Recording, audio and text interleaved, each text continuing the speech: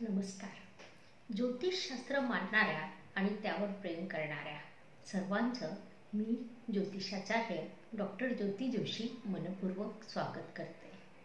मला अभिमानाने सांगावंसं वाटतं की आपण फक्त ज्योतिषशास्त्र मानणारे नाही आहात, तर आपल्या संस्कृतीचे संरक्षक पण आहात.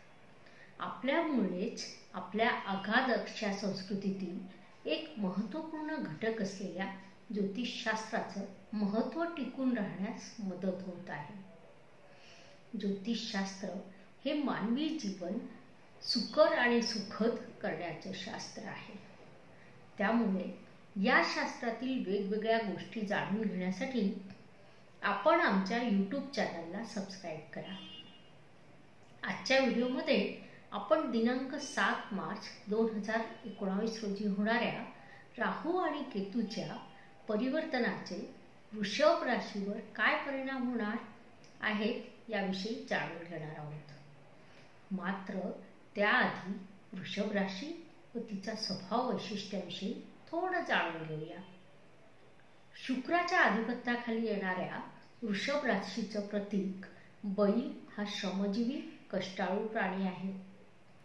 राशीवर शुक्राचा प्रभाव असल्यामुळे या राशीचे लोक प्रेम व सौंदर्याचे भक्त असतात. साहजिकच रसिकता हा मुख्य गुण त्यांच्या अंगी असतो. प्रत्येक गोष्टीचा मनमुरादपणे आनंद लुटण्यामध्ये हे लोक तरबेज असतात. रसिकता अंगी असल्यामुळे वृषभ राशीच्या लोकांचा स्वभाव शांत व स्थिर असतो.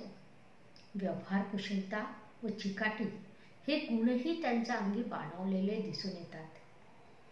याच बळावर ते कमीत कमी श्रमात जास्तीत जास्त मोबदला मिळवण्यात पटाईत असतात. शांत व स्थिर स्वभावामुळे वृषभ राशीचे लोक कुठल्याही समस्येवर उपायही चांगल्या प्रकारे शोधू शकतात. जिथेही जातील तेथील वातावरणावर यांचा प्रभाव पडल्याशिवाय राहत नाही. लालसा, आपलेच म्हणणे रेटण्याची वृत्ती, आळशीपणा, हेकेखोर आदी दुर्गुण या राशीच्या लोकांमध्ये प्रामुख्याने दिसून येतात. या दुर्गुणांमुळे श्रमिक बैलाचं प्रतीक असूनही अधिक श्रमाची कामे करण्याची या लोकांची मानसिकता नसते. रसिकत्व अंगी असल्यामुळे वृषभ राशीचे लोक वैवाहिक जीवनात फारच रममाण होतात. राहू आणि केतूचं भ्रमण हे 18 महिन्याच्या दीर्घ काळासाठी असणार आहे. त्यामुळे या दोन्ही ग्रहांच्या दशा आणि दिशा समजून घेऊन येणाऱ्या कालखंडाचे योग्य नियोजन केल्यास प्रगती शक्य आहे. जिथे राहू असेल तर आक्रमकता दाखवा आणि जिथे केतू असेल तर स्वतःला सुरक्षित करा, संयम ठेवा. वृषभ राशीसाठी राहू पराक्रम स्थानातून द्वितीय स्थानात म्हणजे कुटुंब व धनस्थानात येणार आहे. याचे एकाच वेळी शुभ व अशुभ असे दोन्ही परिणाम होणार आहेत. म्हणजे एकीकडे आर्थिक लाभ, कुटुंबात वृद्धी, तर दुसरीकडे कुटुंबातील शांतता भंग पावू शकते. राहूच्या प्रभावामुळे वृषभ राशीच्या लोकांचं संवाद कौशल्य सुधारेल. शब्दांचा प्रभावही पडेल. मात्र सोबतच बोलण्यात कटुताही येईल. एकीकडे आकस्मिक धनलाभ होईल, मात्र दुसरीकडे वारसा हक्काच्या संपत्तीचा वाद घरात सुरू असल्यास नुकसानही होईल. वृषभ राशींच्या लोकांचा व्यापार जर परदेशात असेल तर तुमच्यासाठी हा कालखंड यशदायी असणार आहे. व्यापारातून तुम्हाला लाभ मिळणार आहे. त्यामुळे या काळात तुम्ही धनसंचय करून योग्य ठिकाणी गुंतवणूक करायला हवी. द्वितीय स्थानातून राहूची दृष्टी शत्रू, नोकरदार वर्ग व कर्ज या स्थानावर असणार आहे. त्यामुळे या कालखंडात शत्रूवर तुम्ही विजय प्राप्त करणार आहात. नोकरदार वर्गाला सहकार्य तुम्हाला मिळणार आहे. सोबतच आर्थिक लाभही होणार आहे. त्यामुळे जास्तीत जास्त कर्जफेडीकडे या कालखंडात लक्ष देणं फायद्याचे राहील.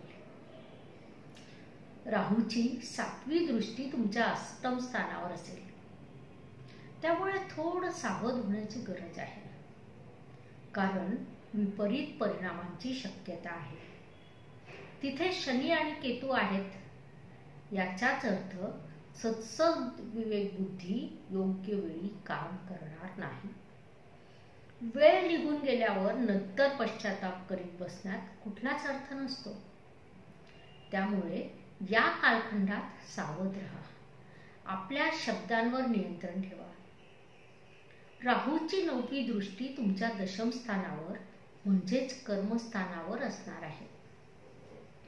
येथे कर्मात वाढ व कार्याला योग्य दिशा प्राप्त होणार आहे.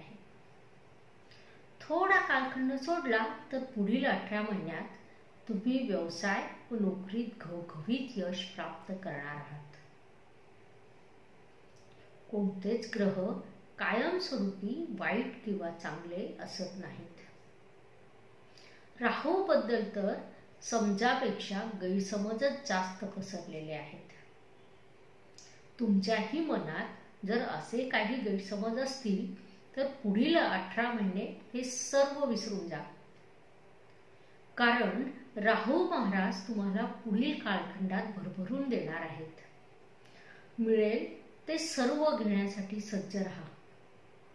राहूच्या अधिक शुभ परिणामांसाठी दररोज सकाळी ओम गोपालाय उत्तरध्वजाय नमः व सायंकाळी ओम राहवे नमः या मंत्राचे पठण करायचे आहे.